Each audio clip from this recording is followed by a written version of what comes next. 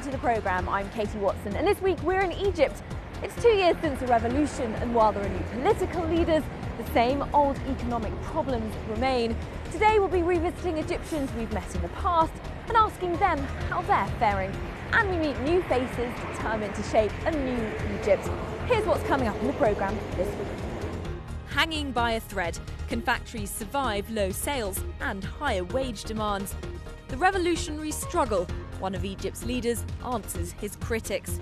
It's not about mismanagement, it's about managing what you can, what you do within a very turbulent political situation.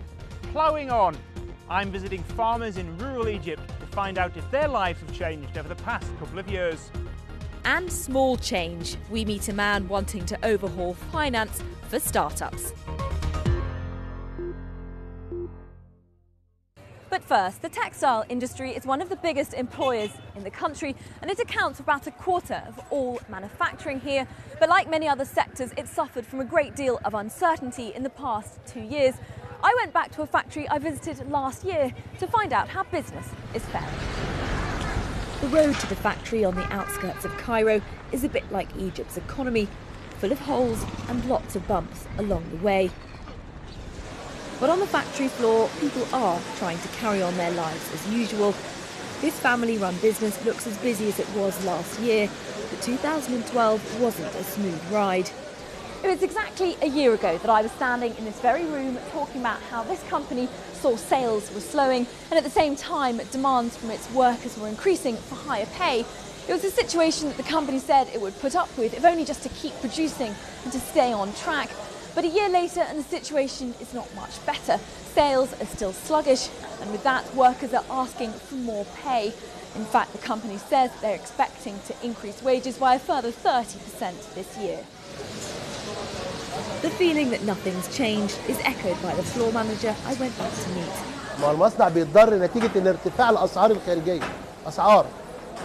The factory is affected by the price increases. We try to raise the salaries. Every year we raise the salaries to satisfy the workers. But still, the problem we face is that the prices keep going up in the country.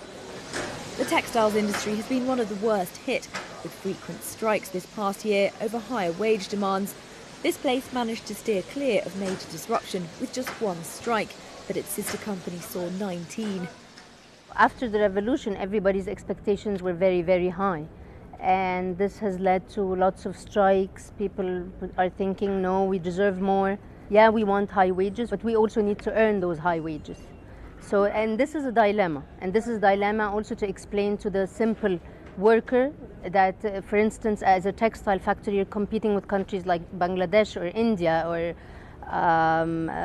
Vietnam, which have a wage per hour that is just a third that of Egypt's.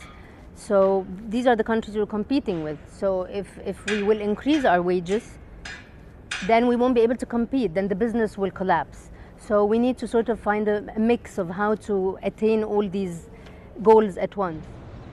It's not just wages that are worrying the owner.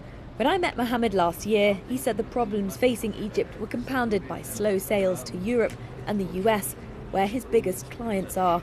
The issue was one of trust, he said, and that hasn't gone away. They look at Egypt as a secondary choice. If they cannot get what they need in the Far East, maybe they will knock on Egypt. Little better than before, but still they have their doubts about deliveries. Last time we were making good profit, it was before the revolution. After the revolution, things starts to go a little by little, slipping down to the negative situation. We are in the red 2011 and 2012. And 13, we hope will break even. We hope. Back on the factory floor, there's lots of talk about politics, but it's the economics that matters to people like Mohammed. We have to work even if we don't like the salaries, because if we stop working, we won't find anything else and we won't make any money. The company is providing us with an okay salary, but the situation in Egypt is not okay. In Mubarak's time, there was more stability and security. After the revolution, there is more freedom. I can express my opinion and my views. I can demonstrate and express myself better than before.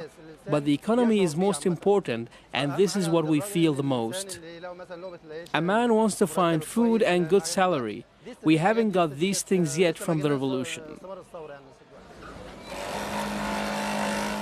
2 years on, and many people are still waiting for this new Egypt. But patience is wearing thin. After the initial euphoria, the revolution is far from sewn up.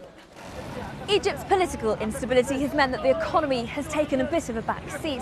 Back in November, the government agreed upon a $4.8 billion loan from the International Monetary Fund, but then asked to delay it after President Morsi cancelled tax hikes amid political unrest. But why, when raising money is so crucial to getting a loan, did the government backtrack on its commitments? That's the question I put to Egypt's Prime Minister, Hisham Kandil. It was put on hold, but it was not put on hold permanently. It was put word hold. So that means that the president requested us to carry out more of a dialogue, more thorough dialogue about this taxation system. Now we have a clear roadmap taking us to the parliamentary election. So we think we can resume back with our national homegrown program for reform. Though we have to do some unpopular measures, but I tell you is we design it in a way that really the poor will not get hurt, and it will let the more richer people or people with a better financial situation support their other fellow Egyptians, and also to introduce measures that will attract foreign funds and stimulate the economy. So things will improve with time, of course. But it's 2 years since the revolution. This has been talked about for the last 2 years. You've got foreign investment that's leaving the country. You've got concerns over trying to plug a deficit. Nothing's been done. It's the politics, of course. I mean, lack of stability in the political system was the cause of all this. I mean, first of all, I mean, when people need to realize that this is a transitional period after the revolution. So this is something that we have not experienced before. It's unprecedented in Egypt. The leaders in place in Egypt are new, relatively inexperienced. But some critics would say it's not just about inexperience, it's about economic mismanagement. It's not about mismanagement, it's about managing what you can, what you do within a very turbulent political situation. Things have improved tremendously in terms of providing services for fuel. Things have improved in terms of distribution of bread. This is a big issue here. 60 major projects that were stalled, were stopped. We managed to revive them. This is worth around 70 billion Egyptian pounds. This is like bringing new investment in the country. And as the Prime Minister of Egypt, I tell you, there is a bright light at the end of the tunnel. How short, how long is the tunnel depends on the people and the political situation. But nevertheless, more people are going than coming. Foreign direct investment has fallen. Well, that's true, but we want to work on that. We will not have this stability that people want to see. Everything is quiet.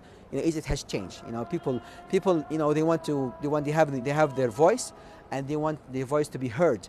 So I don't want to call this instability anymore, but putting things into perspective is very important in this case. Egypt's pound has been falling in the last few weeks, especially since the government introduced more restrictions on the currency. Is that not a sign that people and investors are wary? You have to protect your reserve, and of course you have to take measures to do that. And there was a lot of panicking and about dollarization. That we want to put our money in dollars, so it is being, the value is being preserved. So this panic that caused some good part of it caused the devaluation of the pound. So the central bank, of course, worked independently from the government. So they had to take measures to stabilize the situation. So we understand that things are not going straight up now, going up and down. And it will going to stabilize very soon. Foreign reserves are only going one way though, down, about 60% down from before January 2011. And the central bank has even said that it's concerned about that. So everybody's concerned, including the Prime Minister, and that's why I'm calling upon all the Egyptian people to work and work hard. And that's why I'm working on the IMF deal. The light that there's at the end of the tunnel. The need to come, and this is the right time to come and invest. And this is many of the investors see that we should not wait for long. We should not wait to everything to become fully stabilized, but it is the right time to come here now and invest in this period and take the opportunities. Hisham Kandil speaking to me there. Now, as well as talking to the BBC, this week the Prime Minister has been attending the annual meeting of the World Economic Forum, trying to convince global leaders and investors of Egypt's potential. Mingling with him in the Swiss resort of Davos is another Egyptian looking to tackle one of the biggest problems facing the Middle East, the lack of finance to get small businesses off the ground. My name is Mohammed Dahshan. I'm a development economist, and I am working on a project that wants to facilitate commercial lending to small and medium enterprises. The problem that SMEs have, especially in the developing world, is that they don't have enough assets, they don't have access to finance, and don't have access to commercial lending. So we're trying to work on this and facilitate this link. We have developed a tool that helps banks evaluate the applicant.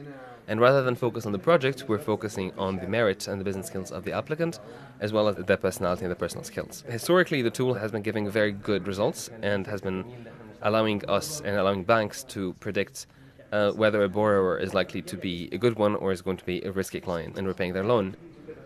The Middle East has a ton of potential in entrepreneurship. After decades of state disregard for private initiative, for private companies, you have generations of entrepreneurs who have great ideas and have not been able to implement them and bring change to their communities. So we're trying to help create that environment that will allow them to thrive. I'm also a lecturer of development economics in a university here in Cairo. My students are amazing, and they love debates and discussions. And at this time and place in Egypt, this is something that we need a lot.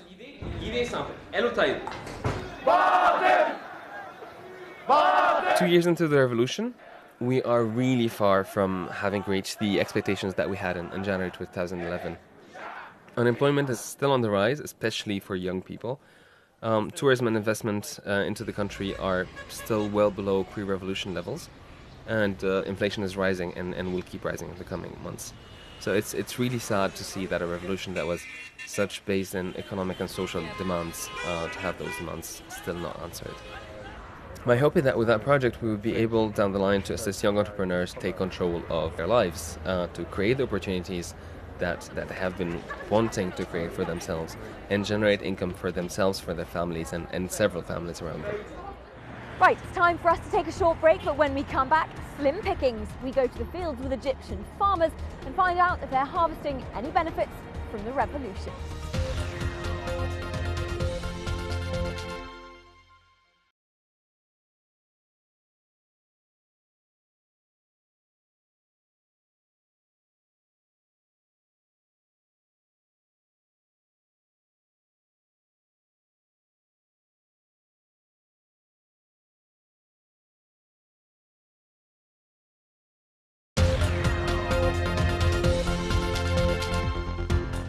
Welcome back to the programme. I'm Katie Watson, and this week we're in Egypt. This is Cairo's stock exchange, where shares halved in the 12 months after revolution.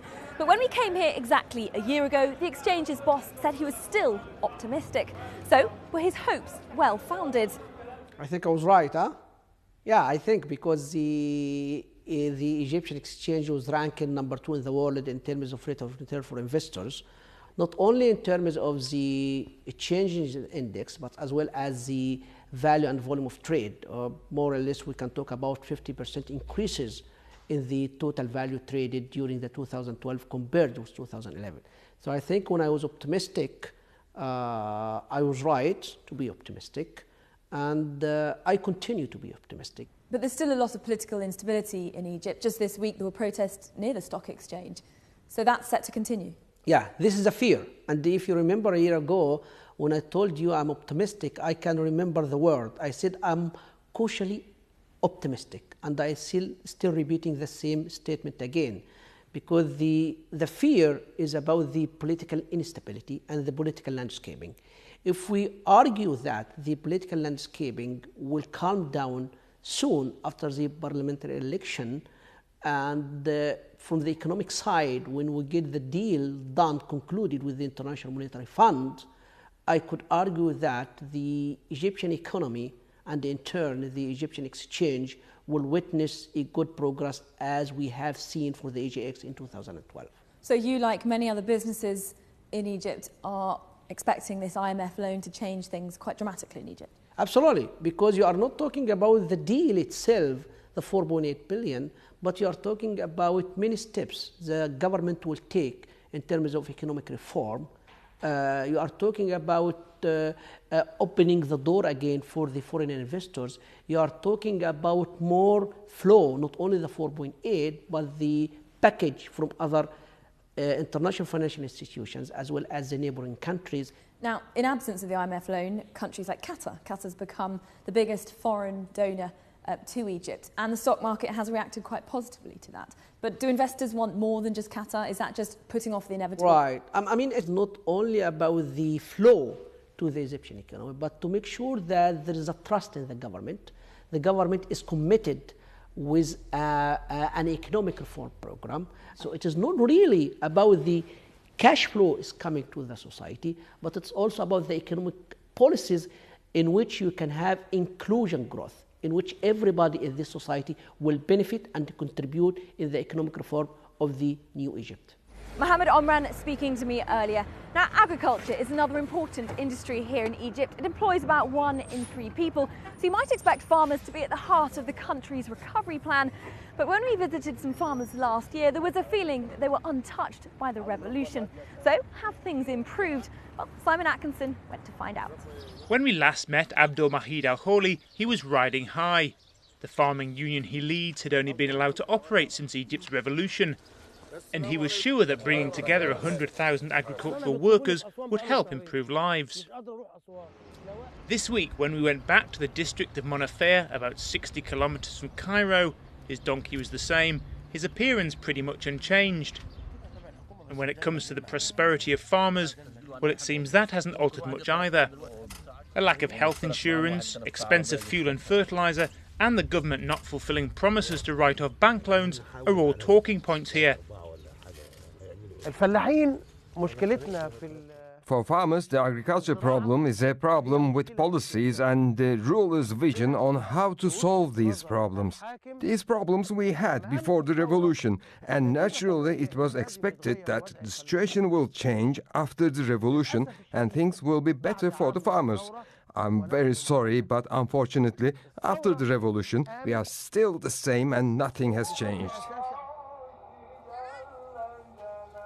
Farming makes up about 13% of Egypt's economy, and it's almost entirely done on small plots of land, not far from the banks of the River Nile.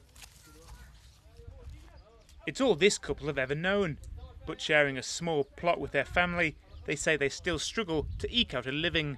The situation is not getting any better. We are living like this, working for people, and we don't make enough to eat and drink. And the revolution happened and nothing happened to us. Some people took land, but we didn't get anything. I am in my 80s now, and every day I am hoping for death. I want my kids to have land to farm. There are 4 families here. All of them are married and have kids. I want nothing from this world, but my kids want a lot. Now this is a kind of small scythe, and it's the tool that's used day in, day out on this farm for cutting down produce and getting rid of weeds, and it's commonplace across the region. But it hasn't changed for decades, and that's a problem that people here tell me is very real. Because it's so difficult to get finance, it's nearly impossible to buy the equipment they need to modernise the way things are done. The food grown here isn't enough. Last year Egypt was the world's largest wheat importer, shipping in 11.5 million tonnes. And experts say this is why modernisation and a controversial expansion of farming beyond the Nile Valley is so vital. If Egypt has to feed, as it will have to feed, a fast-growing population, quite frankly, there's going to have to be an agricultural revolution to be able to supply the food demands in a world that's increasingly more aware of food security issues. The farming community in Egypt is generally quite poor, and in a modern farming practice you would need access to significant levels of capital. But the key issue would be to ensure that you have large-scale industrial-sized farms. That's going to come from the private sector. But instead of increasing space for farming, Here, arable land's being reduced as homes are built on it, even though this is often illegal. And locals like Saeed say it's a sign that people are giving up on a traditional way of life. All my brothers who used to work here in the land left the country. One went to Italy, and the other two are working in Saudi Arabia. People are building in the land. The land will finish. There will be no more land to work on after the revolution. With political disunity and economic chaos, the future of agriculture is just another part of the Egyptian government's heavy load. And that means that a more prosperous life for the majority of Egypt's farmers seems a long way down the track. Simon Atkinson reporting there. Right, let's have a look at the other stories that have been making business headlines across the region this week. Israeli Prime Minister Benjamin Netanyahu is putting together a coalition to run the country following elections on Tuesday. There was a particularly strong showing from the newly formed Future Movement, headed by former television news anchor Yair Lapid. The party, which came second place in the elections, made the issues of high cost of living and help for small businesses a key part of its platform. Meanwhile, parliamentary elections were also held in Jordan, hailed by the government as a gradual step towards democracy, but boycotted by the opposition on allegations of fraud. King Abdullah has launched a series of reforms over the past 2 years in a bid to stave off a popular uprising seen elsewhere in the region. Jordan's economy has weakened with the unrest in neighbouring Syria, disruptions in its supply of natural gas from Egypt, and from an increasing number of refugees. The UAE Central Bank has temporarily reversed a mortgage lending cap under which foreigners were limited to borrowing 50% of the value of their homes. Following several weeks of confusion, Governor Nasser Al-Suwaidi said that a central bank circular sent to lenders at the end of last year was meant as an indication that caps may be introduced in the future, rather than a rule to be immediately enforced. The governor said that new rules would now be introduced later this year, following consultations with banks.